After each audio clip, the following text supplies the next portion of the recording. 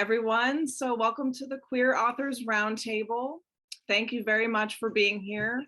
My name is Vivian Dunn. I'm the host, and I've got two wonderful guests here today. Finally, this show is actually happening. So Natalie Hopkins, she is the author of Tales of Two Squirrels.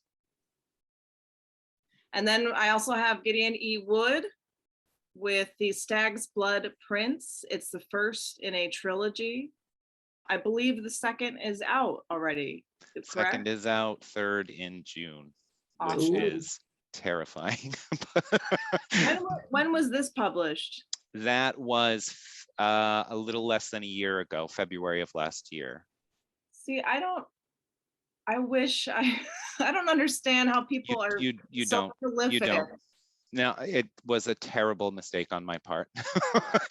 I set up a release schedule that is cruel to me, and I am going to meet it because I feel like that's what I promised my very tiny audience, but that's what I promised, but I will not be making that mistake again.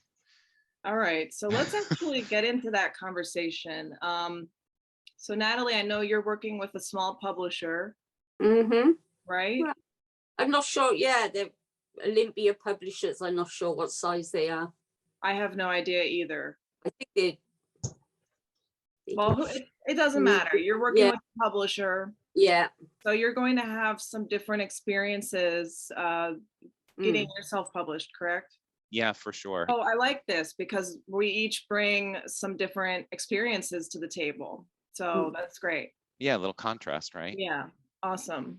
So yeah, Natalie, I wanted to start off with that. Usually I start off with the question, why did we choose to go the route of publishing that we did, which is normally self-publishing? Natalie, to start with you, how was your process? How did that go?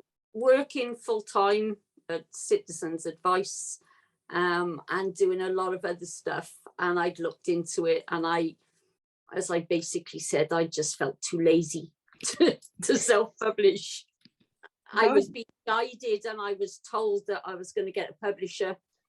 I began doing sort of spiritual stuff and going to meditation and circles to deal with my anxiety and my depression and my anger from everything. And then as I started going, I started getting messages and guided, and I'd never even thought, I'd thought of writing books, but didn't even think I was good enough or capable. And then I'd read that all these people were sending letters out to thousands and hundreds of publishers. And I went to a session somewhere, and someone told me 15. And they said to me, all you need to do is the minimum is 15 and you'll get response. And I sent out 15, and within 2 weeks I had 2 acceptances. So that is amazing. Yeah. So, I'd just been I thank the universe all the time for stuff. Absolutely. I ask for it, I stay positive, and it's just coming. That's awesome. That's actually, I feel like a lot of people these days are living that way, and they're finding that it's actually making a difference, If you told me that a couple of years ago, I'd have laughed. Really would have laughed. Yeah. And now it's like 95% of my life, and I'm nicer for it. Yeah, it shows, that you're co-creating with the universe all the time. And I get given the stories, they come to me, and suddenly the book's out or the dictaphone is out, and I'll write that up, and then I can build around it. So dialing back a little bit, you had said that you'd seen some messages and stuff. What were you talking about exactly? Before you published, you were seeing messages, or? I was getting I daydream and suddenly start seeing little things and have little ideas come into my head. You're following your intuition then? Yeah. And I'd get little stories, and then I would pin them all together, and if it made me laugh when I was writing it, then I thought, okay, I'll use that. That's a good marker, I guess. I mean, if we're not enjoying our own work while we're writing it, then who the hell else is going to? Yeah, exactly. Fact. And I like squirrels. So you were following your intuition, and it was telling you to try traditionally publishing. You did 15 queries and you got 2 acceptances. Yeah. Now, what was that like? What was the next step there? I had to, basically look at the paperwork that I got sent. And then I got, when I was going to Circle, I had people coming through, like my dead gran, even my dad, who would never come through. And all I was getting told was, read those contracts thoroughly before you sign, just read and read. And the one contract had 4 pages and I couldn't make head nor tail of it. And the other one had 40 pages with everything laid out elaborate, and was in my country, was in London. And it just looked more professional, and it was, again, the intuition that I was drawn to that. So I agreed to that. And you said your granddaddy came through in a circle? My grandmother and my father. Your grandmother and your father came in a circle. So you do some sort of... We do meditation, or someone will just go meditation and then suddenly someone will start giving off messages. That is amazing. That's amazing, and I want to talk to you more about that a little later. Okay. So I just have so many questions. I saw that you were a healer and a therapist. Yeah. You have this book, that is very lighthearted, and I just wanted, we'll get into it later. Okay. Yeah.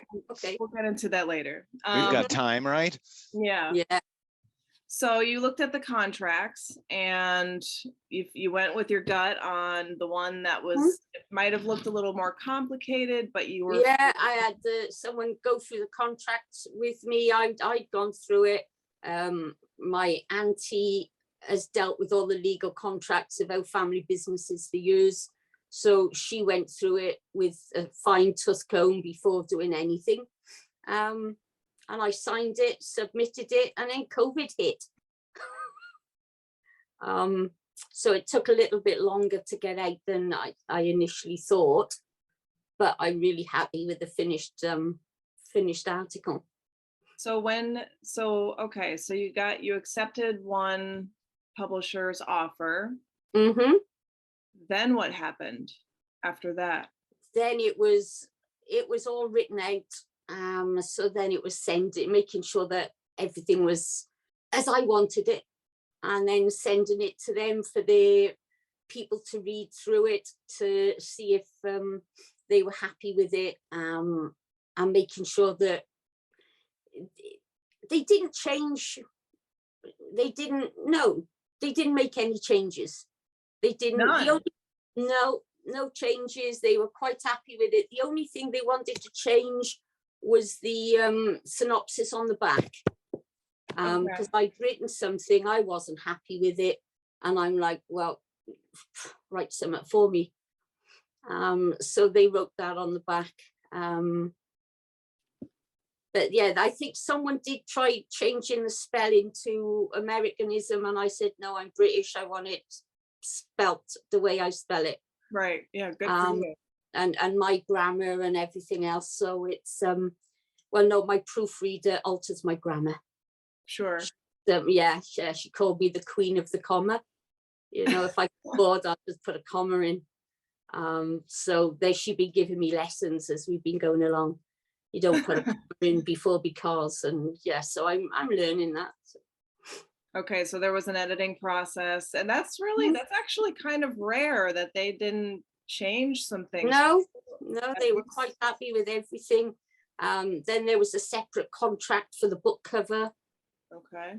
They said, right, is this the cover you want? And then they sent me something to sign for an agreement of that. And then I signed an agreement of, right, is everything to your satisfaction? Yeah, you sign a contract for that, so you can come back to them later and say, you've put this in the book and I didn't agree to it, I suppose.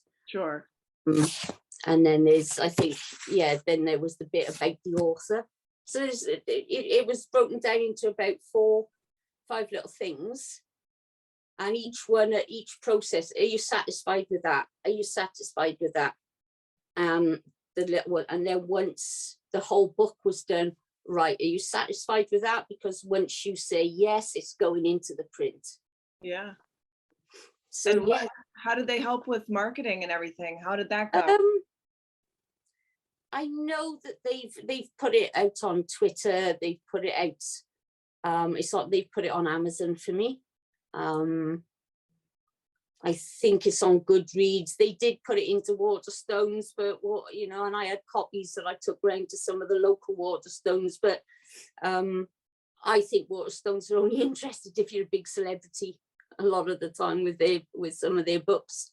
But I took them round, especially local ones, because it's where it's written about the area. And I've just paid to do with some of the other little sites. I've been doing most of my a lot of my marketing. So like Circle of Books. I don't know if you've heard of them. What's that now? What is that? It's a website that you can go on to. So it puts a bit about you and a bit about your book. And it keeps, you know, they'll put tweets and Facebooks and Instagram bits out for you as well. Oh, awesome. So yeah, they've been quite good, and they do a thing, you put it on Facebook, Twitter nearly every day. So, what is it called again, if you don't mind? Circle of Books. Circle of Books. And I think there's another one called All Authors that I entered a competition with them, but you can go on with them, and then every week they send me a new little design. So they've done a little bit of artwork with your book cover. So every week you've got a new one that you can download to put. So it's always continually changing. So like a graphic? Yeah. So they do stuff, and they do competitions where you can submit your book, and they'll say book of the month or cover of the month. I'm trying to see if I can find one on you. Okay, and do you know offhand if you have to be traditionally published to? No, you could be anyone. Is for see they I don't know if you can see it. They did that little. Okay, with the person there, yeah. Yeah. So, okay. And then they did one where I've got 2 drinking mugs, so I put that onto one of the banners on my. That's a good one to have. No squirrels though. Yeah, they give me something every week just to put on there, so it's quite nice to publish. And then my brother now works for Adobe. Perfect. So he's given me lessons on this new site that they've got, and I've been going on and I'm making little animated things, which allows me to put it onto TikTok. Yeah. So they're only little small animation things, but I'm able to do that and try and sort of promote myself. And yeah, which awesome. I'm good. I can promote myself. I can't publish myself, but I can promote myself, and you know, I've got no trouble with that. That's awesome, because earlier you had said that you were too lazy to self-publish. I know, but it's like I'm too lazy to self-publish. But then once it's published, I can market myself. But I mean, marketing is the hardest part of self-publishing. Okay. I think when I submitted this, I was still working, and then I quit my job after 12 years because I decided that it just wasn't for me. Sure. You know, I had again intuition and messages saying you shouldn't be there. That's not for you. You shouldn't be stuck in there. You should be out doing stuff. So I did, but then COVID hit. So, and then that's why I'm now doing some other another job, but also doing some extra bits, learning to do script writing and screenwriting. So with COVID, did that just slow the process down, or were there any other? It slowed it right down because the publishers weren't working, the printers weren't working. Did you have a tour lined up or anything, like a book? I was told that I was going to go around doing book signing, but no one can go out and go into any of the shops or anything. So did they have you do anything virtual? no. Okay. So when you came around and put your thing up, I was like, yeah, okay, I'll do it. That's why I'm doing it. Yeah, I think it's brilliant. I think it's absolutely fabulous. Thank you. It's been a lot of fun. It's been so much fun and a lot of learning and meeting new people. It's been really awesome. So I'm so happy to have you guys here. That's great.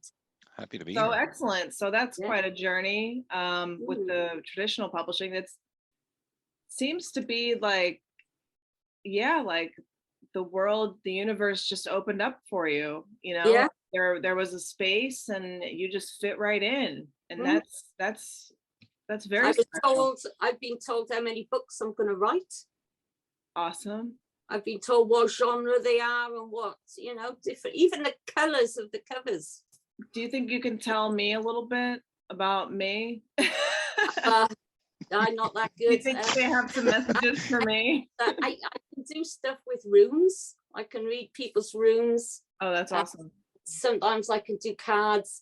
But apparently I get intuition, but I don't get messages. I don't speak to people. Sure. Where I have others. So everyone's got their own little gifts. Absolutely. Mine's gift of the gab. Mine's teaching, another thing. But sometimes I meet people and I know what they're going to do, or they're going to be friends and stuff like that. So, yeah. You have very strong intuition. That's apparently I've had it since I was little, but I think that's hugely important for anyone to get in touch with, because if you're ever doing something and you constantly have the feeling it's not for you, maybe you should listen to that. Definitely. Even if it's scary, like listening to your intuition, even if it terrifies you, it ends up being something that you needed, like your soul needed. You don't get what you want. No, you don't get what you want. You get what you need. Sure. That's why I keep getting told by friends. So. Or sometimes what I've noticed is I get what I want, but it gets complicated. Like by the time I get it, I no longer want it. Something else. Yeah. Like I already moved on to something else. Mm-hmm. And then the way that I get what I want was way different than what I was thinking, but the working with the intuition, I think that's super, super. That's why I self-published, actually. Yeah. And now let's get into that conversation. I want to ask Gideon, what was your journey with self-publishing? When was that moment that you decided to self-publish? Because for me, it was a huge revelation. So I guess I should separate the moment I decided to, sort of get serious about writing from that moment. Because there was some distance kind of between those two decisions. But, so there's plenty to recommend against self-publishing, if we're being honest, and I'm going to be honest, right? Like, please do. I'm going to do my best. Don't bullshit on my show. No bullshit on Vivian's show. I really will do my level best. I guess the first kind of portion of that decision was like, I'm a person in addiction recovery, and I have been in recovery for about 10 years. So I was in my late 30s when I got sober. Good for you, by the way. That is one of the hardest things. It is good for me and anyone who has to interact with me. That much I will promise you. And probably good for your wallet too, right? And good for the wallet, yeah, for sure. I think, I just had a sense of, having wasted quite a lot of time in my life, and not being the most effective person that I could be. So, self-publishing, to me, it seemed like that was a little bit closer, a little bit, nearer to within my grasp. So that was the first part of the decision. So did you not try to query at all? Did you not try? I have not queried. No, not at all. Wow, we're in the same boat. Yeah, that might be something for the future, but I am not decided yet. My goals are writing goals. They're not sales goals. They're not marketing goals. They're none of that. And that is something that may and probably will come a bit later, because I do take it quite seriously. But for now, I'm just really trying to be a better writer, which brings us back to the things that recommend against self-publishing. I think that spirit is a little bit absent in a lot of the community, if I'm being totally honest. And, there is a stigma on indie publishing, and the stigma is kind of earned. There's a lot of garbage out there.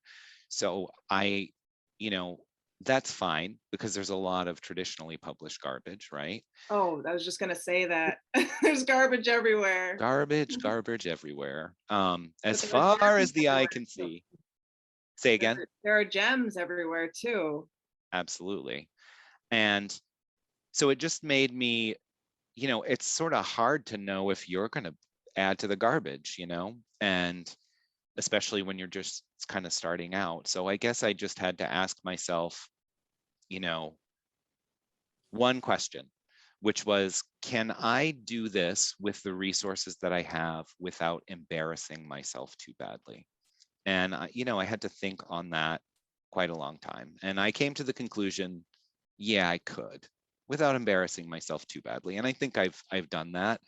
But I have to ask that question to someone else, a person in my life who I think is really smart, who I know is well read, and who I know will tell me where the dog died.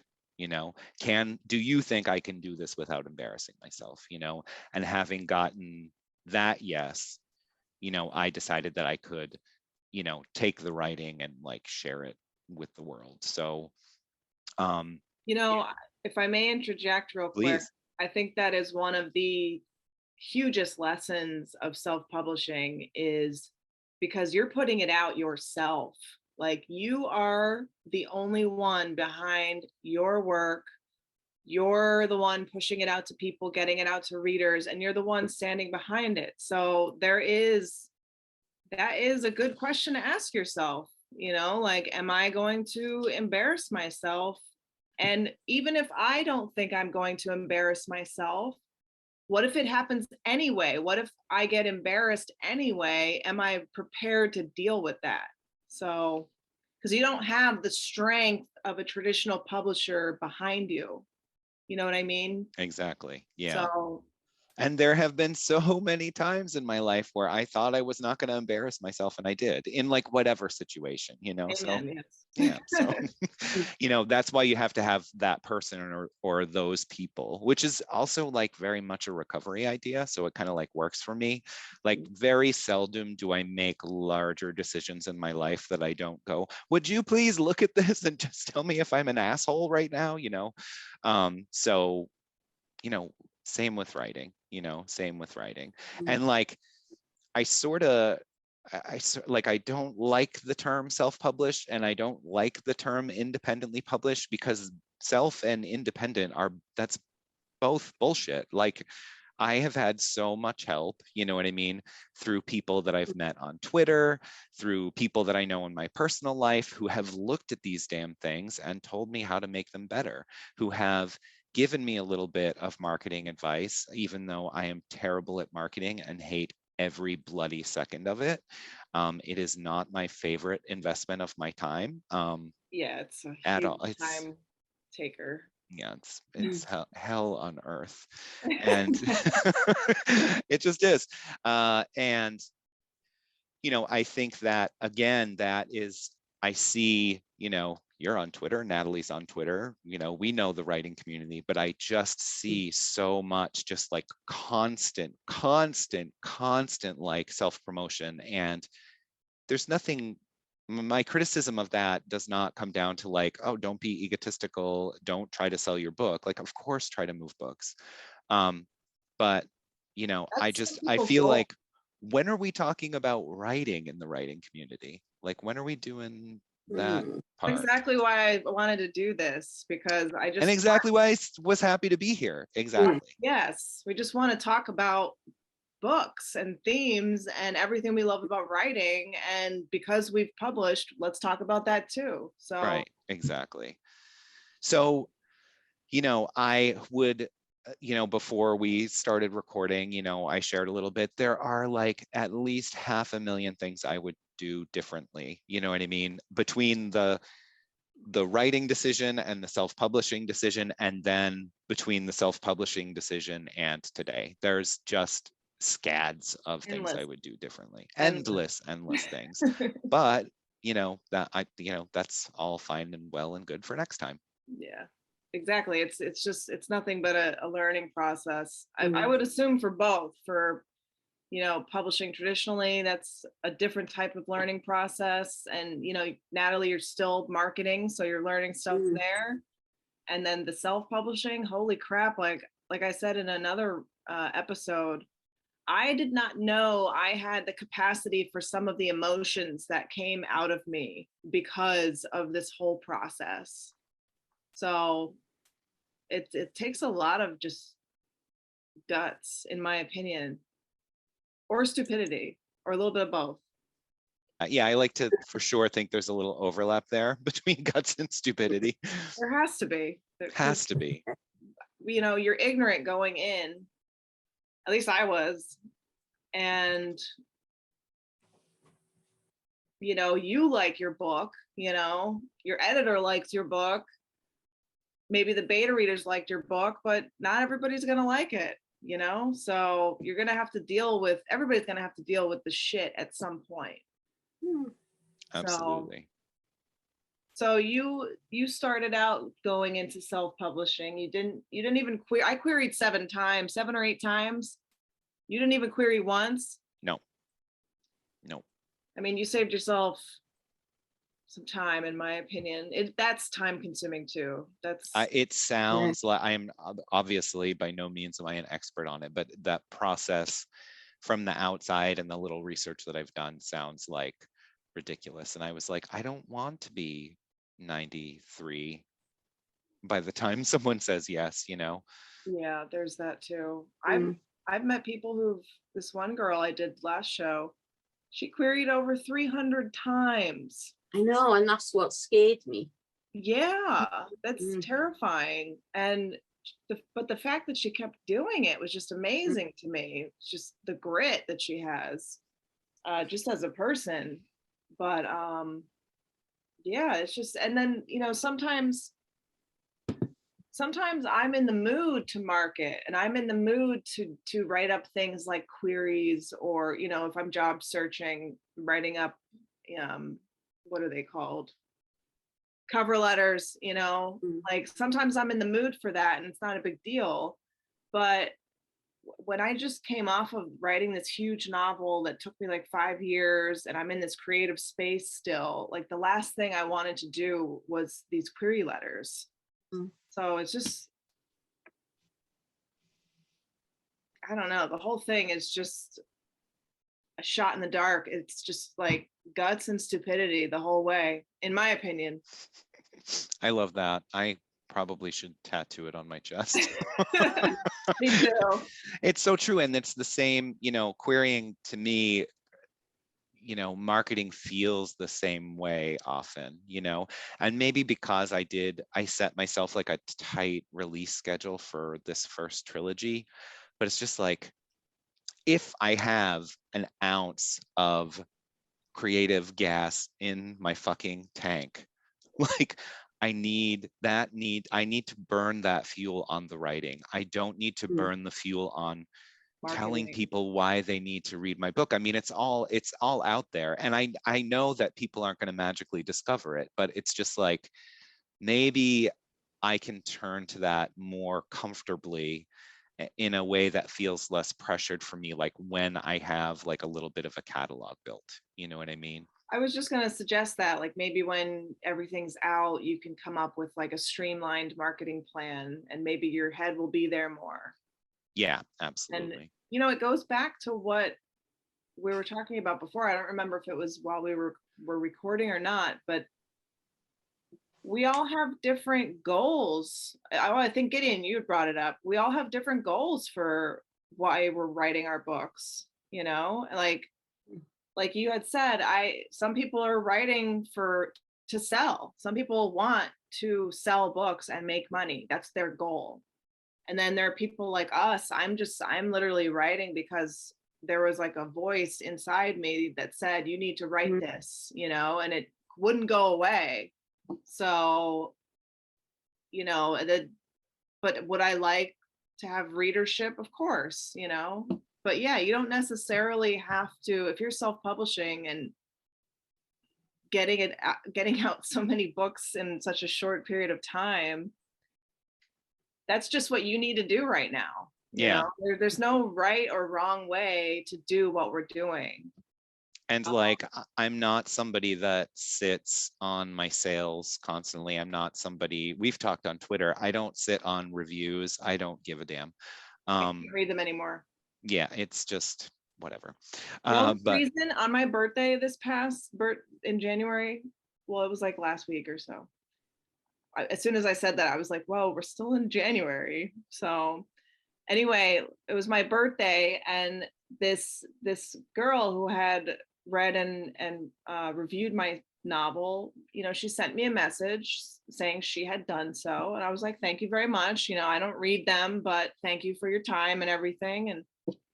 And then I noticed she had tweeted about it, tagged me, and she put it up on, I don't know, she put the review on the tagged tweet. So I saw it, you know, I like couldn't miss it. I couldn't miss it. Right.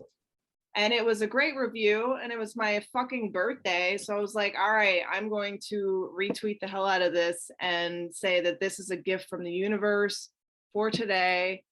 It could have been a shit review, you know, like, holy shit. But it was a great review on my birthday. I'll take it. But yeah, other than that, I don't read reviews anymore.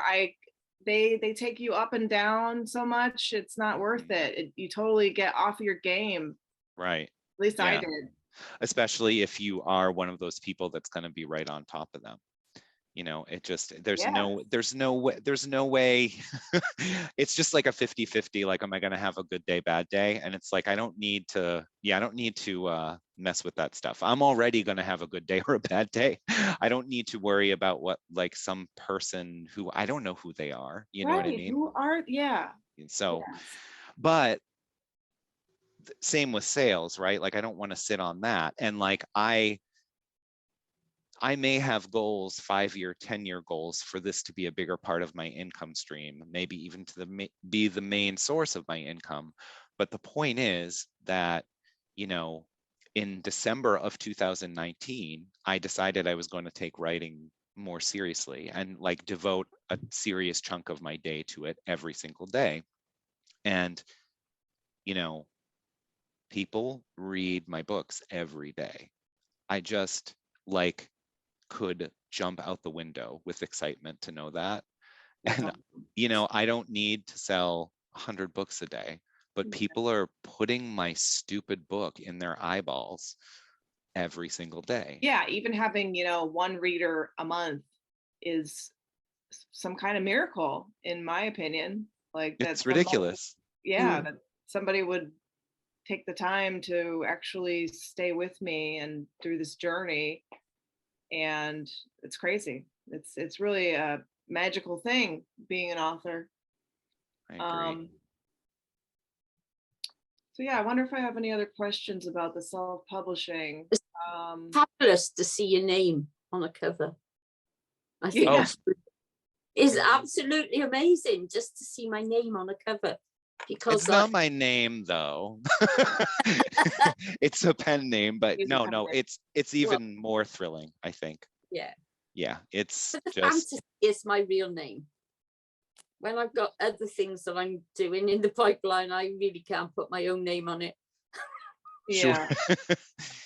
I was telling someone the other day, actually, that feeling, it's just like so mind melting to like I'll just be like boo boo boo in my apartment, and like out of the corner of my eye I'll like see my novel, because I, you know, working on damn sequels and second and third books, and I'll just be like, oh, that is so weird. Yeah. That's a book I wrote. Like, it's just crazy. It's surreal for sure. I know my next book's going to be any good compared to this. Do you know what I mean? That's what I get. I've written them, I keep reading them, and I'm thinking, oh my God. Yeah. What, you're worried it's not going to be as good? It's like when this got published, the publishing date when it went out, I was so excited for a few days. And then I went on a real downer with, oh my God, are people going to like it? Are they going to think it's like a load of crap? Are they going to, one person gave me a comment, said, oh, I loved it, but I found the squirrel language a bit difficult. And then I'm asking everyone, did you find it difficult to understand with that? You know, and it really, oh, shall I take it out of the next novels? It's one comment about it. That's why I don't read them, because it gets me away from myself. It gets me questioning myself. I quite like doing it. It made me chuckle making up the words. Right. Like, it's like what made me happy while I was writing it, and now this review has me questioning it. It's just not worth it, in my opinion. Yeah. You have one person that does it, and it can turn your whole writing around, and then you're just dating yourself. Particularly from some rando, right? Like, I mean, due respect, and not to sound elitist, but like, it's not a review in the New Yorker. Like, right. You know, like, I don't know, you know, it's just a random person. Yeah, I had one reviewer that was like quite cruel, and I think that was the one that I was like, all right, I'm done. Like, I'm not reading them anymore. And I just kind of, I ended up paying somebody to do marketing for me from that point on, because I just couldn't even deal with any of it. So it's crazy how these people review, and they think, I don't know what they think. Like, what's the point of being so cruel? I don't understand it. Like, and it's the same with the good ones. Yeah. Like, I've like good reviews, because I have someone keep an eye on the reviews just in case there's something bonkers, you know what I mean? That's like a big spoiler that whatever. Or if it's something that seems like intelligent, she'll put it in front of me and be like, oh, look, someone liked it. But like, in those, oh, look, someone liked it, I'm like reading this good review and I'm like, this is like hyperbole. Like, I'm glad you enjoyed it, but it's not this. It's not what you're saying. So like, good or bad, like inflating or deflating, I just think there's such a limit on the value that they bring. And I know that particularly in self-publishing, we kind of like trade in reviews and live and die by reviews, but it's just not a game I can play. Well, what sucks is we need reviews for the algorithm. We need reviews. So, but like, yeah, I came across a tweet somebody sent today where they said, I'm no longer going to be putting a star rating for any of my reviews, like, where possible, you know.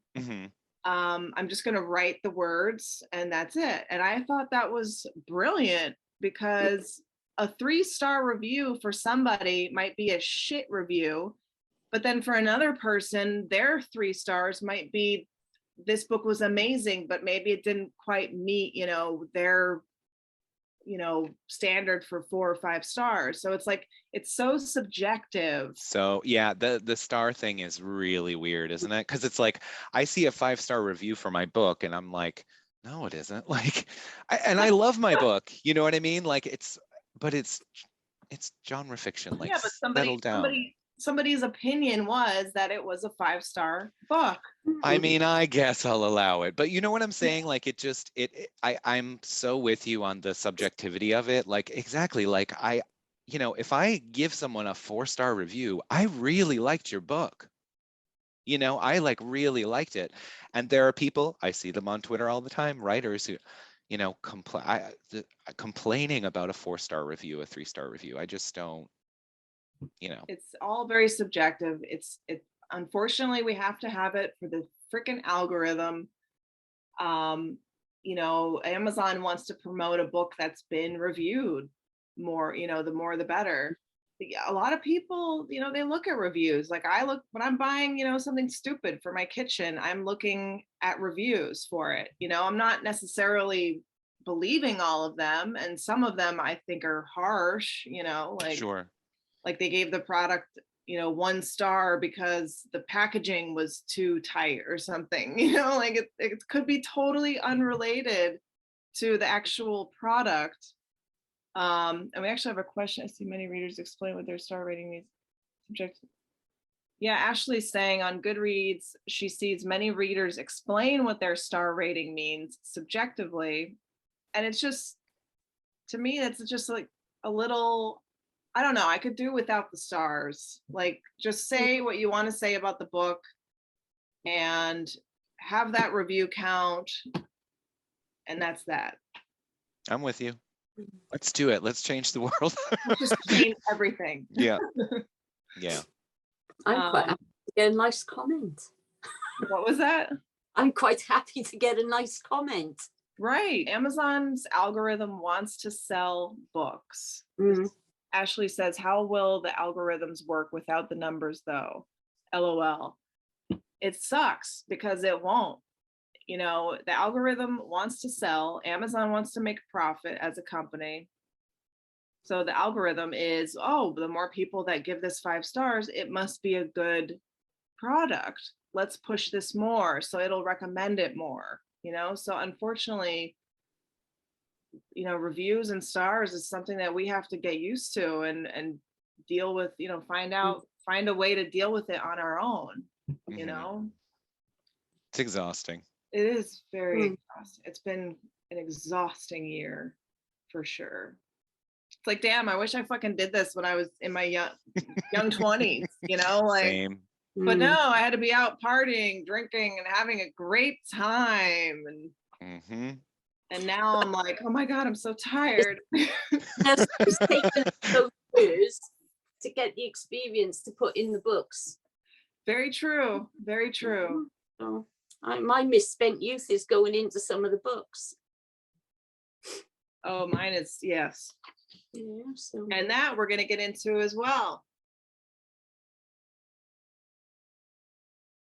So, all right, we're gonna do Natalie's novel here, Tales of Two Squirrels, and this is part of a trilogy, you said? Yeah. Well, it might be more than a trilogy. I've got a trilogy planned, but then I want it to go off into different stories, so it might expand on that. It's just a whole new world that you've created, and yeah, I've used bits. It as you see, there's I'm not sure if the Tree of Life is in this one. It's more into the next book, but as I was going along, different things would come up and it would make me giggle, so I'd start adding it. There's bits from my life in it. There will be more of my life in the prequel, which will give you a bit of understanding. So I'm not the white one, but I am a bit, if you know what I mean. There's bits of me in there. Yeah. Bits of friends, as we all do, we choose people, we choose friends, and then we just use a bit of warped sense of humor. Yeah, and we're, I always say I'm a little bit of all the characters, it's just different experiences of mine that I chose to have them have in their life, for whatever purpose. So, well, that's excellent. So there's going to be a prequel and 2 more after this. Yeah, there might even be more. So I'm looking the Tree of Life. When you go off the Tree of Life, there's at least 6 worlds. And what I was looking at doing was after the sequel, something happens which makes them go off into the Tree of Life, and then they got all the different worlds that they can go into. So you've got if you see with Thor, they've got the ice giants and the dwarves and different lands. So I was looking at them going off into different stories, but I can't tell you the reason why, because that would sort of ruin the sequel. Right, yeah, don't tell us what you don't give away whatever. But that's what my plans are. I've dictated my plans to myself Excellent. as I'm telling friends, because I'll come out with stuff. As you see, I use my hands a lot, but I come out with things and they're like, that's a great idea. And then I'd go home and totally forget what I was talking about. Sure. So I had someone say, Spirit just said you go buy yourself a little dictaphone. So I've now got a little tiny dictaphone I take everywhere with me. Yeah, I actually do that in my phone sometimes, to be honest. Oh yeah, I keep forgetting I can do it on my phone. So yeah. I write my books, all my books are on my phone. Do All you my really? You're one of those authors too? all my books are on Google Drive. Everything is on Google Drive, so I can do it on my phone, on my iPad, or wherever I go to sit down at a computer desk, I can access. Where do you do it the most on your phone? On my phone and my tablet, yeah. Wow, God Fascinating. bless you. Yeah. I have to have this whole setup, you know. I need the tea, I need the water, I need the lifesavers, I need the caffeine, I need the red pen, I need the green pen, you know. I need all this shit. Oh God, no, I don't do that. I used to write it out. I write some of it out and then I'll type it up and then I'll be reading through, and as I'm reading through, oh yeah, do we do that? And then I'll just start typing. So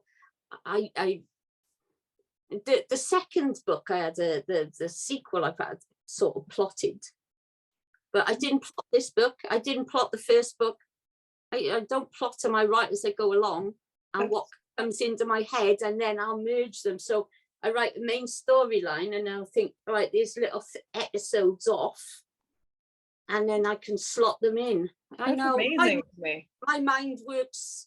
I don't know. It's just how my mind works. Yeah, So, we're all different. I'm doing. Go ahead.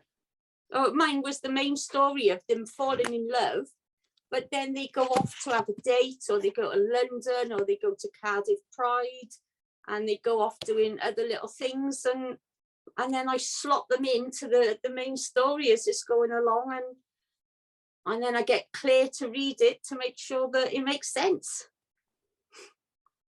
Yeah, that's awesome. I could be looking at it and it would make sense to me, and then, you know, you write your own stuff and then you're reading it and it could be totally out of sync, but because you've written it, it makes sense to you. Right. And you need somebody else to look at it. My wife won't look at it until didn't look at anything until I gave her copy of her book to read. Nice. She didn't want to know any of the story. She doesn't want to know about anything until she has the book in her hand to read. Yeah. I mean, so that makes sense. I use other people. My family don't want to know until they get the book. Yeah. So I just use a few select people, brainstorm. Well, that's amazing. And I do have questions for you more about your process, but I would love for you to read your passage and set us up a little bit, just so the listeners can know like where we're at and what's going on. Okay, so the two female squirrels one fell out of the sky and landed on the other's tree. They've been having dreams of each other. The white one, there is actually a squirrel called a cosmic white. Okay, they're not albinos, but they are a breed of white, and they're quite rare. So what I've done in this, I've used a little bit of my other training, and used her as someone that is a bit downtrodden. So if she gets picked on in school, her parents don't like her, her mother can't stand her being around because she's one of those. So she's, you know, I didn't ask to be born like this. So that can be related in lots of different ways. And that will be covered more in the prequel book. But anyway, she falls for this squirrel. So there's Squirny and Squirina. And what they've done is Squirny is taking them to Cardiff to attend the first Squirrels Cardiff Pride. So it's called Cardiff Squide for them, and it runs alongside and parallel the Humans Cardiff Pride, which is in by the castle in Cardiff. Well, people who are gay and people who are not gay go there, and there's a lot of stalls around. But in Cardiff, we had a massive stage where we had drag queens on all day, but we had quite a few big pop bands come all day as well, television presenters, but then there's some educational stalls and celebration of gayness. Sometimes there's little competitions in other places, but what I've done is I've created a Squirrels one. She is going to show off unintentionally or intentionally to her girlfriend because she's entering the Iron Squirrel competition. So the Iron Squirrel competition is, I don't know if you've seen them on YouTube, people design assault courses for squirrels. If you want to get the nuts in my garden, you've got to go through all these little, and there's loads of them on YouTube. One guy designs millions of them, and squirrels learn really quickly. So they go through, they get stopped and they fall off, but the next time they come back, they know how to get through that course. I called it the Iron Squirrel competition. Perfect. So I start off where they've turned up and they've gone into the gates and they're walking down. So Cardiff Squide was most definitely not the total bummer that Squirrel had thought it was going to be. This was because anywhere that she was spending personal alone time with Squirrel would be absolutely squirfit to the cosmic white squirrel. There was just one more final thing Squirrel had to do before they could totally relax together on the grass with a well-earned bottle of Squiraz. That's the Squirrel's version of Shiraz, if you didn't guess that. Squirrel, who had now built herself up to be so excited, suddenly grabbed Squirrel's paw quite tightly and enthusiastically pulled her towards the crowds that were now beginning to accumulate along the edge of the riverbank. Come on, hurry up, I need to show you something. They quite easily managed to make their way through the throng that was filling up the banks near the water's edge, mostly thanks to Squirrel's ability to squint over her shoulders through any tiny gap and then insinuate her entire body into that space. As the cosmic white commander finally broke through to the front of the crowd, dragging the confused red squirrel in her wake, they saw the most astonishing assault course set out before them, and suddenly she had some idea of Squirrel's excitement. Squirrel shuddered all over with complete excitement, mostly because they were snuggled together on a blanket, and also because they had watched some quite extraordinary physical specimens fail this magnificent assault course quite miserably. Then they heard an announcement being made over the tannoy that the next competitor was being asked to make their way forward to get ready to compete. Will the next contestant, a Commander Squirrel White, please make their way over to the competitor's tent? The cosmic white suddenly turned her face towards an astonished partner, and with a massive acorn-eating grin on her cheeky face, she shyly announced to her squirrel friend, "Squirprize!" The trip to Cardiff Squide, being their very first outing together, had been a resounding success so far. Now let's find out whether Commander Squirrel White herself was also going to be a success too. Squirrel very confidently strutted forward from out of the crowd to massive applause from the ardent Iron Squirrel fan base. Yes, she strutted. She wasn't so much cocksure as she was so very damn confident in her own assault course abilities. With her head held high, those powerful shoulders pulled right back, and strutting her stuff, she walked directly onto the podium out front, ready to just get on with it. Squirrel had been training hard on a daily basis and in earnest on all of the military's latest Squirrel assault courses, just for her to be completely fit for this specific event. She was definitely going all out to impress her squirrel friend. her new love, her Squirrina. There were numerous gasps of astonishment reverberating throughout the rapidly quietening crowd. Due to the species' rarity, some of the audience had never seen a cosmic white squirrel in their lives before. Some had actually seen Squirrel completing assorted competitions on Newsgroup and were absolutely astonished to see her live or in the fur, so to speak. Some had also seen her perform before around various countryside events, but no one had ever thought they'd get to actually see her competing live and at a Squide event of all places. Young Squesbians everywhere along the riverbank were actually drooling over the cosmic white's stunning looks and magnificent physique.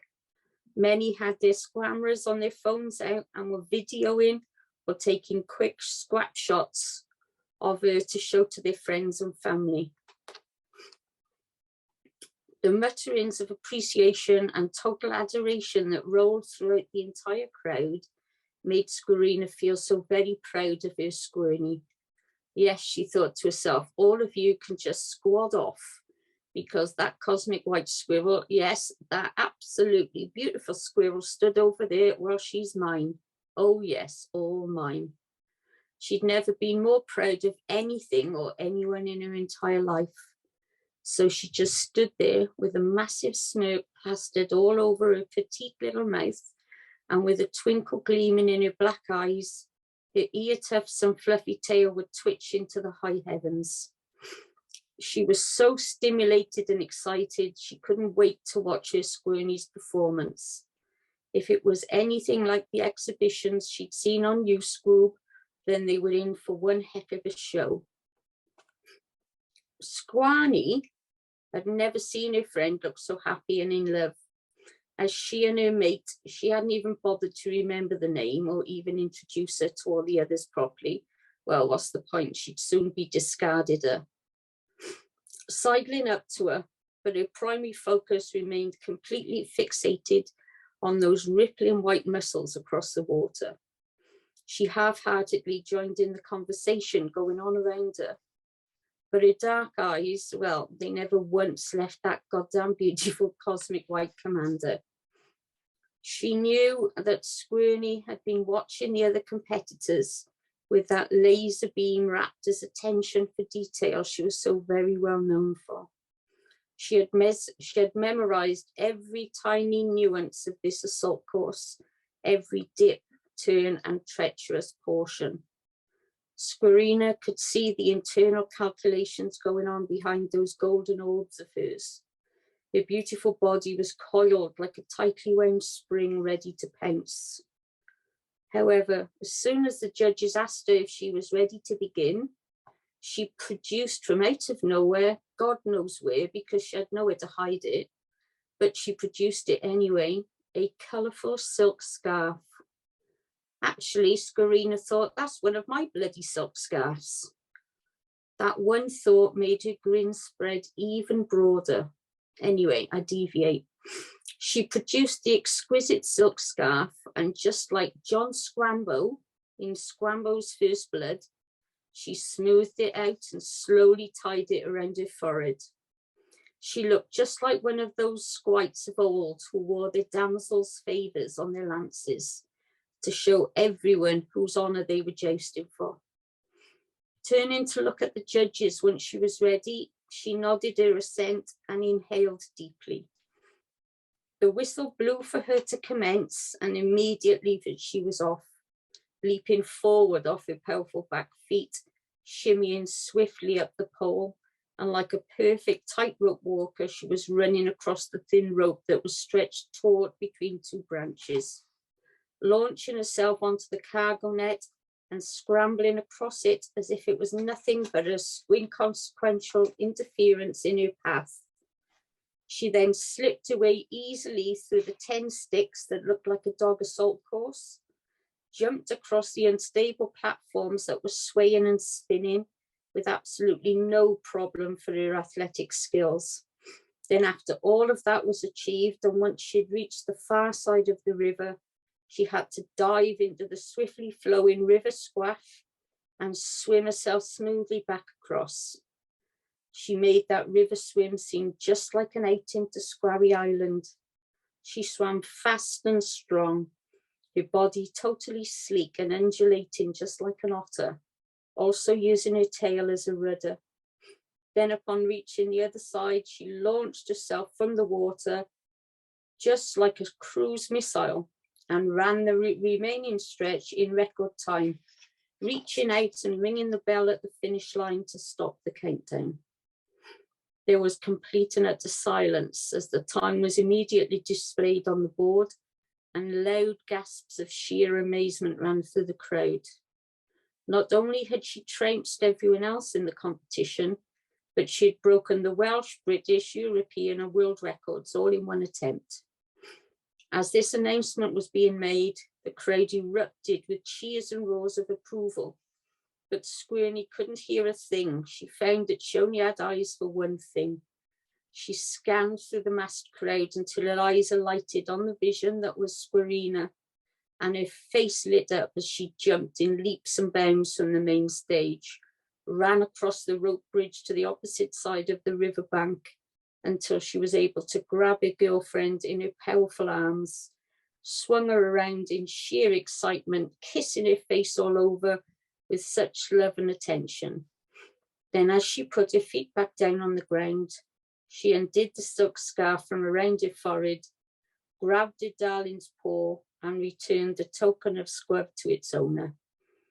She tied it securely before they began to walk hurriedly back over to the stage where the presentation was to be made, with the fabulous Red stumbling along in her wake. Squirrel was stunned, shocked and embarrassed.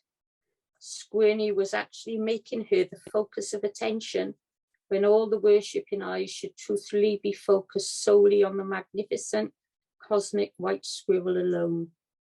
However, more shock was soon to come for her as Squirrel stood unobtrusively by the side of the stage as the presentation was taking place. The crowd continued to call out Commander Squirrel's name.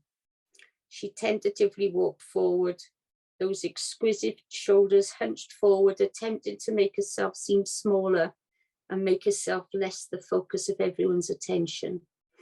Squirrel decided she had to put an immediate stop to this selfie-facing attitude of the commanders, and in a most authoritative voice shouted to Squirrel, "Get those shoulders back, soldier, and straighten up now."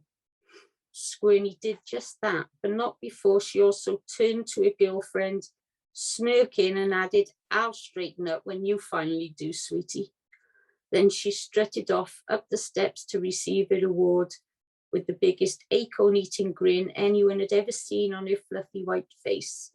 Yes, today's squide's been a very, very good day indeed. You know what? You read perfectly. Like, your pacing and everything was spot on. So well done. Yes, well done. Thank you. So I think inquiring minds want to know. Inquiring minds. Why squirrels? When I was a very good friend of mine who died last year, I worked with her for 12 years in citizens advice, and we became really close friends. And to cope with my stress with the work is very stressful.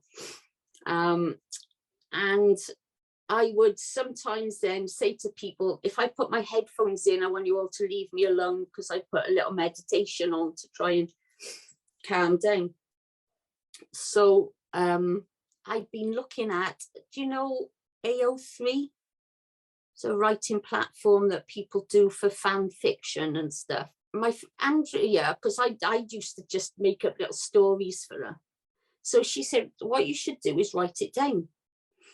And I'm, okay, what do you want me to write about? So she gave me a little topic.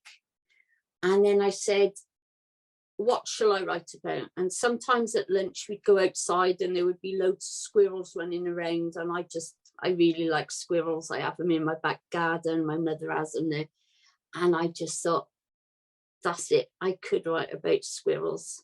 And then I looked in the spiritual meaning of squirrels. they're very intelligent, they're very cheeky, but it was also to do with, it sort of related to me as well with my sort of spirit of, they're mischievous, they're a bit cheeky, yeah, but they plan and they do things methodically and stuff. And it was like, oh God, she said, that's ever so a bit like you. So for what I did then, that I wrote for her, I think it was a part of the very first chapter. Where it was, she was a stunningly beautiful, gorgeous, fluffy red squirrel, and I just wrote, I wrote a small bit for her and sent it to her, and she was like, do you know what, that's absolutely brilliant, write some more. And it was just her that got me writing little things for her to cheer her up during our work process. And then we started doing all this positivity and saying good morning in the morning, good morning, rather than, oh, you know, oh God, another day in hell. We started saying, oh, right, another day in paradise. Let's see what today can do for us.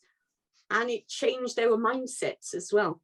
So rather than going into work miserable and the day dragging on so long, we went in, we gave each other a hug, gave each other a kiss. Right, let's go have a fabulous day today.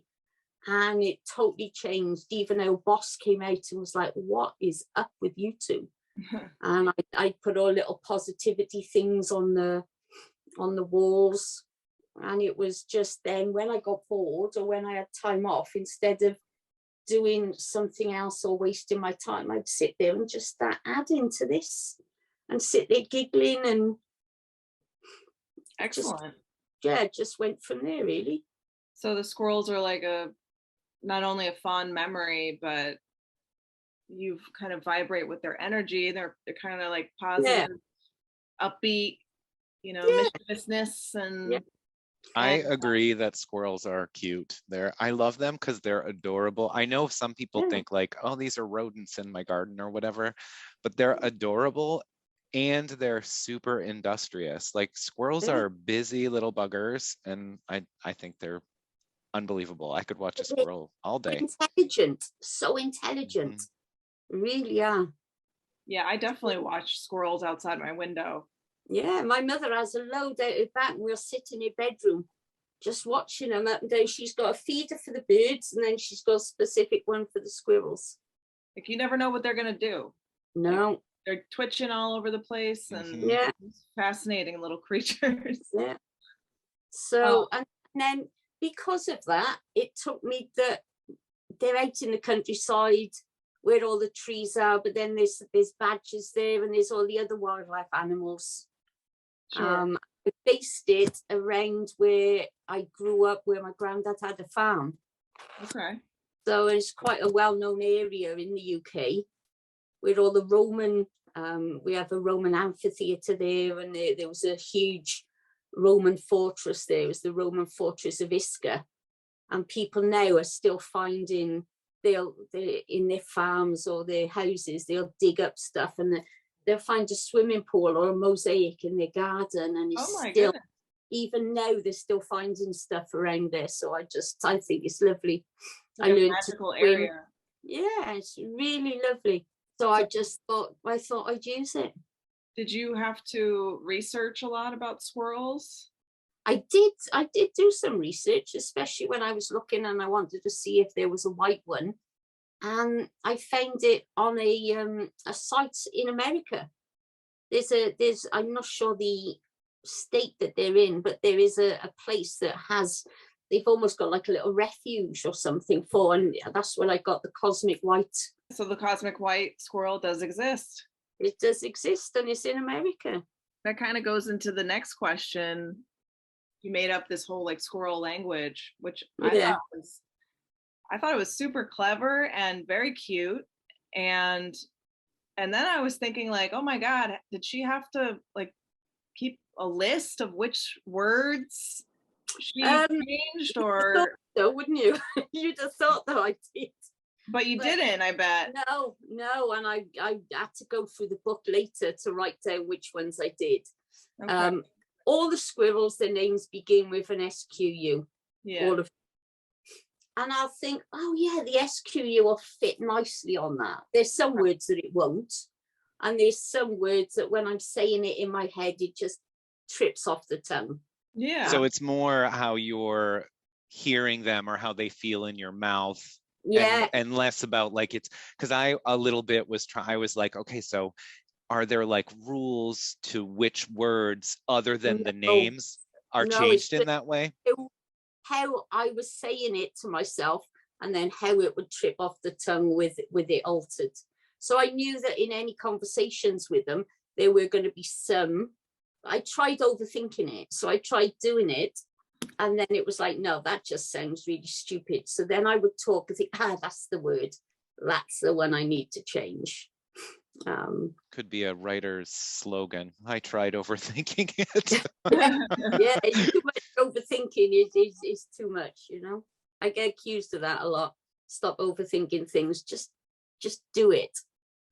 Well, that's cool how it came about, was very organic, but then to stay consistent, you went back and looked over it. So yeah, because I was doing some words and I'm thinking, oh God, I've done it in there. Did I do it earlier? Right. So yeah, then there was a bit of that, especially towards the end. So I've got a little notebook down somewhere with some of the words and some of the places and the partners. You know, I made little index cards as they tell you when we're doing our degrees. You know, put things interlinking, and I still screw that up as well. So. Well, the whole thing is just a giant learning process. Oh, definitely, yeah.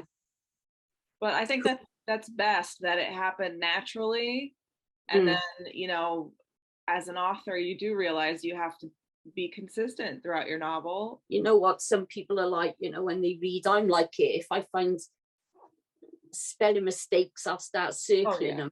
Oh, yeah. You know, I did one book and on the first 2 pages, I must have found 15 errors and I couldn't read the rest of the book. So, right. Yeah. It takes them out of the story. Right. That's why we have to be consistent, because once you bring somebody into your world, the world better make sense. And I'm a pedantic person and I don't want other people being pedantic to me. Can't take your own medicine, huh? Yeah. This is something I think a lot about, and I'm thinking a lot, particularly working through this third book of mine. So in your book, you've got that playfulness with your language, right? Like the SQU thing. Yeah. Obviously, there's just some good humor, like in the passage that you read. And like, how do you kind of conceptualize like balancing, you know, humor with like plot and conflict? Because my stuff is like kind of like, at least this trilogy is kind of like on the darkish side, but I do think about like, I need comic relief here, but yours seems to be more sprinkled about. So like, how do you make those decisions about like, okay, here I'm going to be funny, here's a little. I don't think I do that either. I write along. And it's a bit weird because I've never thought of, you know, first party, third party or whatever. And it's almost as if I'm writing it and narrating it at the same time. But I'm just using my own sense of humor. Do you mean that's me? I've had, when a friend read it, they said, if your name wasn't on it and I'd read the first couple of pages, I knew that you'd written this. That's cool. Yeah. Did you find at all that you had to back out, you know, pull some of the humor out? Did you run into that at all? I did pull some swear words out. I love Teddy Pratchett and Piers Anthony. So it's adult humor, but it's very tongue-in-cheek and very sarcastic and all.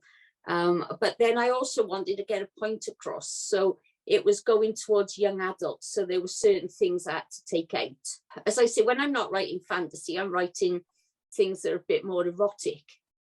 Yeah. But I didn't want to be, even though young adults get venturing into stuff like that, I don't want to be putting that in books for them. Not that I'm a prude, I'm far from it. I wouldn't be true to myself if I hadn't written it as I was. So if someone that knows me picked up that book and was like, that's full of it, that's not you at all, I want someone to look at it and say, yeah, that's exactly you to a T. You know, I gave it to my mother to read, you know, up until last year. You know, she wouldn't even acknowledge that Sue and I were in a relationship for 25 years. Wow. You know, we got married on New Year's Eve. Yeah. And I threatened my mother, if you're not there, there will be consequences. I said, you ruined the engagement party by not turning up. So last year at Christmas dinner, both of us said to our mums, right, we're getting married, whether you like it or not. And so that gave them a while to let it sink in. And the rest, you know. Oh, my mother loved it. She was walking around like the Queen of Sheba. She, you know. So this kind of goes into one of my questions, because you're saying like you wrote it very much in your voice. And while I was reading it, I noticed that the narrator is a definite character. Like the narrator stands out, talks to the reader. Yeah. Is that's just a natural way that you wrote? Yeah. And I tried not doing it, and I tried doing it in different, and every time it just kept going back like that. So it was obviously meant to be. Yeah. But it's quite good because you know, there was a chunk that I took out of there because I was initially, when I did it, I was making my comments, but then I was also almost as if I was doing a journal for counselling and stuff. When I was, you know, if I'd had an issue, you write stuff and then you talk about why it affects you like that. And I almost tried doing that in there, and then I had to take that out because I'm like, no, this is meant to be fun. I'm not using this to offload my issues. I don't want to tell people the dark side of it. So I just had to take little bits of it out and rein it in a bit. Yeah, I mean, I think the way the narrator speaks definitely works with this type of story, because it adds like almost a mythical aspect to it, you know, like you're all beside the fire, you know, chatting, and somebody's telling this epic story about these squirrel lovers and what they went through together. So I think it works. I think it totally works. And I also wanted to say that you kind of went into some stuff, I don't want to say darker stuff, but I guess more serious in the beginning, and not in this passage that you read, but in the beginning of the novel. Yeah, there are some. You touched on something. I try and make things lighter around them because I don't want people to. It's a fantasy thing. Fantasy. If I'd written dark fantasy, I wouldn't have had two happy little squirrels doing that. I'd have had a much darker cover with things. But yeah, I wanted it to be light-hearted and fun. And you said you're writing a prequel. I am. So does that mean you address some of it? Because I had some questions. Gideon both had some questions. It's gonna.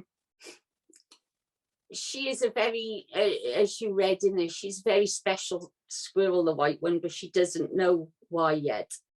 Okay.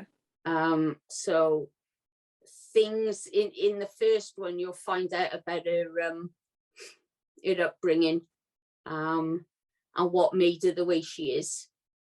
And how she started doing the assault courses. Basically, she's on the tree of life. The tree of life takes her in when she runs away from home and looks after her. Now, if you actually look at the tree of life itself, in mythology, it's got a dragon at the bottom. It's got an eagle at the top with some stags and some ravens. And on the tree, there's a little baby squirrel that runs up and down, passing messages up and down to the dragon and the eagle, but always twists it with a little mischief. And this is actually called, it's a squirrel god, and it has a name.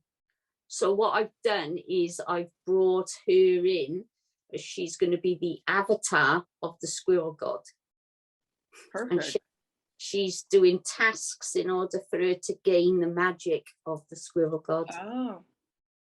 But there was one before, but through history, everyone has now ridiculed or ostracized the white squirrels. Right.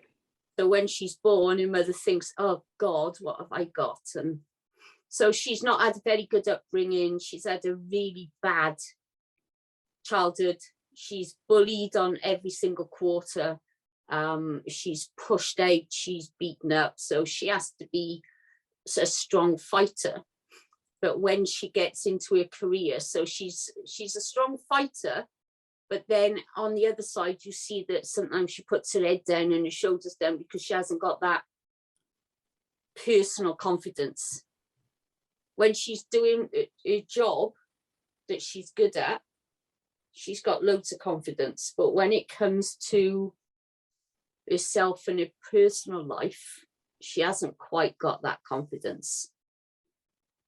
So is the trilogy and the prequel kind of goes into that creation? Well, the prequel does, yeah. I'm not sure whether I'm going to bring the other one in or just make it all about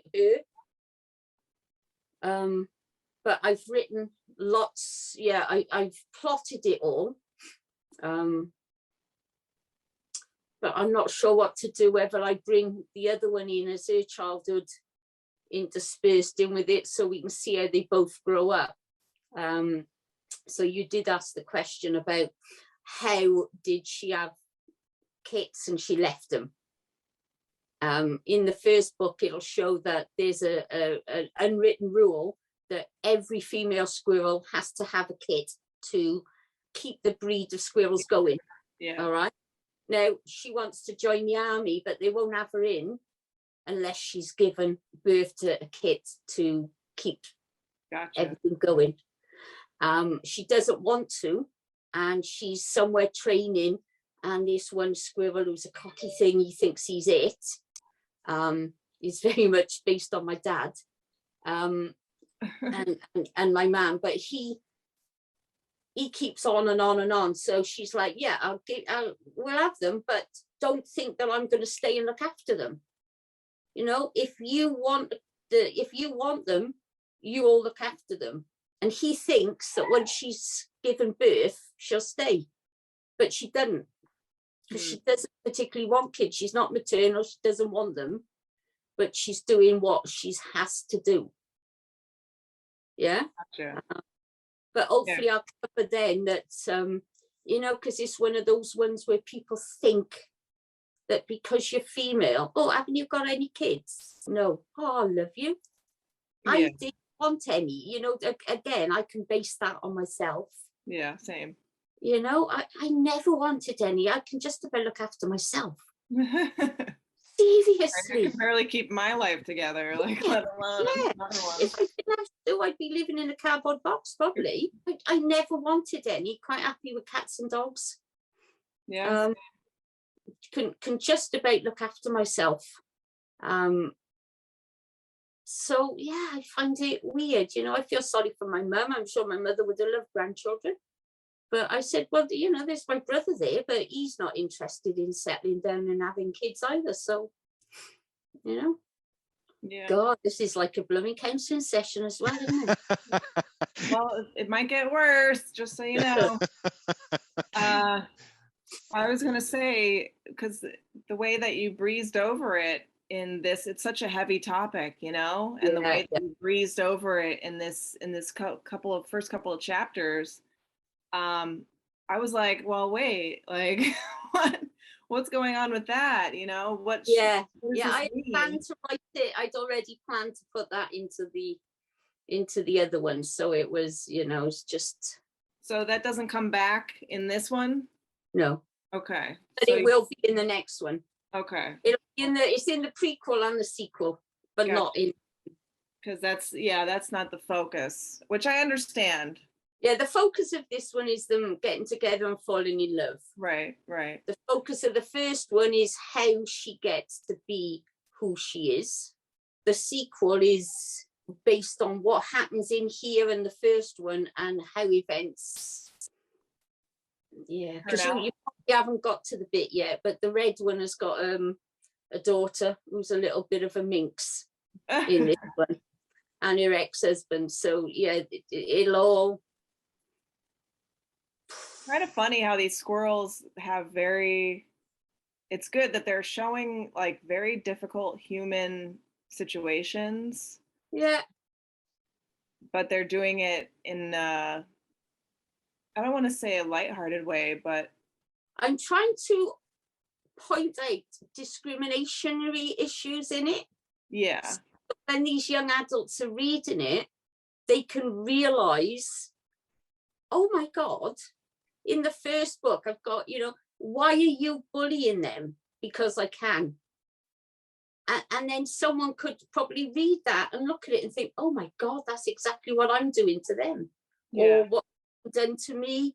And there's some little issues in here about stuff. I'm trying to cover, I just tried to put little discriminatory things to overcome discrimination in there. Yeah. But shoving it in their face, making it a bit more subtle that someone might, as they're reading it, might realize, oh my God, I do that to people. I really shouldn't be doing that. Yeah. That's especially if you're writing YA, I think that's definitely something we need more of, because they're just, I mean, the LGBTQ community and the BIPOC community, we're having more exposure, I guess. Yeah. It's like almost a little overkill right now. Yeah, it's right in your face, but I wanted to try and do it a bit more subtly, but also to make it that people are aware. Yeah. Making people aware of differences and that people are not so different. And that even like if you're gay, you still have the same problems that straight people have, like some people.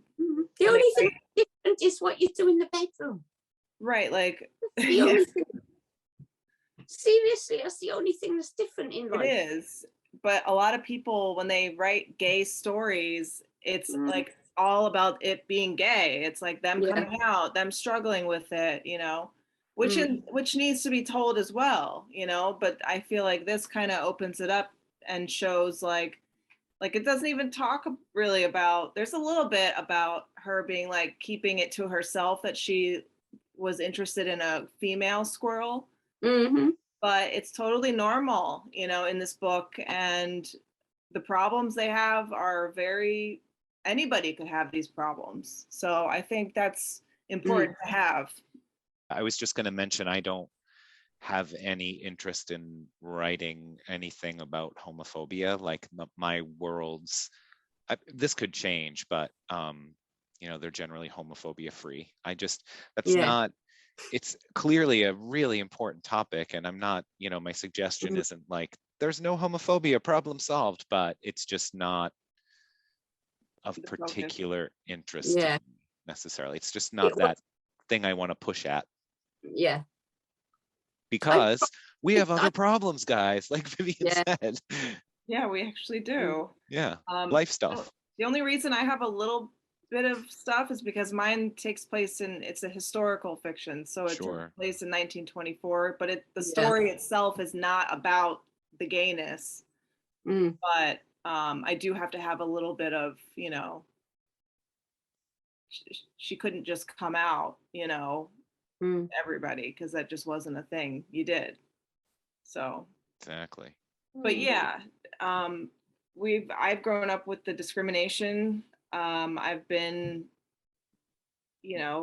made to feel bad for being queer, and we've had enough, and we don't want to write about that shit anymore because we're kind of done. Maybe it'll be in vogue, in a few years from now, who knows? It's 21st century, isn't it? They should be over it by now.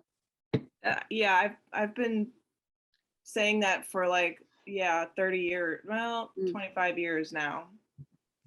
Like, really? Like, yeah, you still have you care? You have a problem with this? Like, why? Yeah, but it is getting better. So obviously the trans community has some challenges. They're like the target right now, which is unfortunate. But I do believe that, one day being gay, being trans, anything will just be like hair color, you know? I do think we'll get there.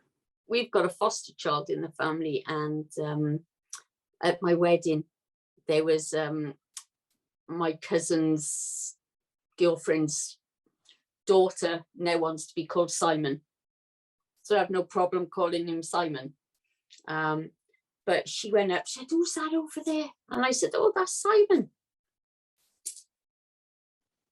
No batting of eyelids or anything. They just got together and they spent the whole day and the whole evening just sat in a corner talking and sharing, and it was brilliant, absolutely amazing. I think that's one of the first times that Simon has not had any judgmental stuff thrown at him. And the two of them got on great, and it was lovely to see. How old are they? They're like 13, 14. I love that. They're just being... Now that he's coming and there's no judgment whatsoever. Oh, I love that so much. I think it was fabulous, absolutely fabulous. So hopefully generation will grow up without the bigotry and stuff that we had. But I always say it's important to know that what we went through, because it goes in cycles and it could always come back. Like any kind of racism, sexism, any kind of ism, it can always return if you're not vigilant, if you don't educate the populace. So I do feel like it's not like we're trying to say it's not important. It's just it's not what we're saying right now in this book that we wrote, you know? Yeah. So yeah, so excellent. I love that. I love that it's a YA, that it's fun, that it's got animals in it. It can be a freaking cartoon, you know. Yeah. You can do anything with this. It's so vast, the world that you're building, and it's saying something important. And and I'm enjoying it. That's one of the main things, isn't it? I'm enjoying it. Thank you. Yeah, it's healing for you. Actually, I did want to ask that question. We kind of went over it already. I thought it was very interesting that you're a healer and a therapist, and you write this, you know, this beautiful, fun, lighthearted story. And I was curious to know if it was because you wanted an escape from all, not only the shit that you hear and deal with, but the world, the news, you know? Yeah, definitely, yeah. And it's been healing for you. That's why I read fantasy. I don't read autobiographies. I only read fantasy stuff. I want to live, when I'm relaxing, it's nice to read, and I like my reading to be in like a make-believe place. I deal with enough hassle and people's dilemmas and aggro and trauma and PTSD, that when I leave that, I want to leave it right behind. And I've grown up as a constant joker. I like mucking about. I like having a laugh at stuff. I will take the mickey out of everything, including myself. I never take myself seriously. As I said, I grew up reading people that wrote tongue-in-cheek, very, very tongue-in-cheek for adults. And I love that sort of stuff. So that's what I wanted to do. Something like that, but in my own way. And about what you want to talk about. Yeah, I don't want to be doing stuff that's sort of too deep. I do that in blooming, you know, I spent years studying psychology and people's brains. I don't want to be thinking about that outside of it. I just want to have I have a sick sense of humor. I have a weird ideas about some things, and I just think that I'll put that down on paper, and if it makes me laugh, hopefully it'll make other people laugh as well. You know, because it's the best medicine, right? Yeah, life's too serious to be so miserable all the time. Absolutely. That I had to create something to make me happy. That's what I thought. I thought it was kind of like you just telling everyone via this story, like everything's gonna be okay. Yeah, it's cathartic, isn't it? It's really, yeah. And and trying to put the positivity that I found in life. Yeah. You get back what you give out. So you give out positive stuff, you're going to get it back. Like try to laugh at everything, like try to find the humor in everything, and just and because you will get it back. You give out negative stuff and you'll get it back. I tried it and I know that it works. Yeah. You know, Absolutely.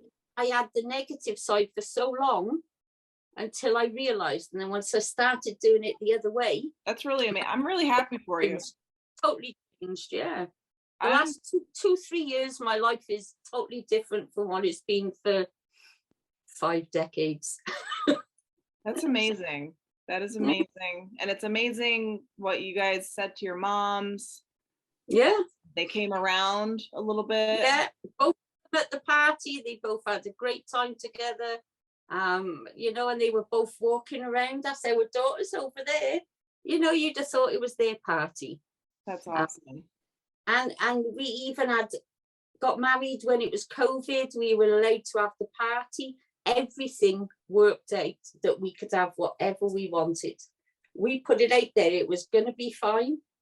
It wasn't going to be shut down. We had got married. We got given the pub to use. We had our friends, rather than buying us presents, someone paid for the cake, someone paid for the champagne, someone did our photography, someone was our chauffeur. So we got married on a budget. It was brilliant. Sounds like a lot of fun. Yeah. I'm happy for you. Thank you. So that's what I said, starting off this year with a totally fresh mindset, and everything was going to be positive, and then I got COVID. Well, you're still smiling though. There's got to be something positive to come out of it. There's got to be. Oh, it could be worse. You know, like you're sitting there I could be I could be in hospital, couldn't I? Exactly. So instead, talking to 2 lovely people from America. Thank you. Aw, come on, Natalie, that's sweet. It makes me blush. Right?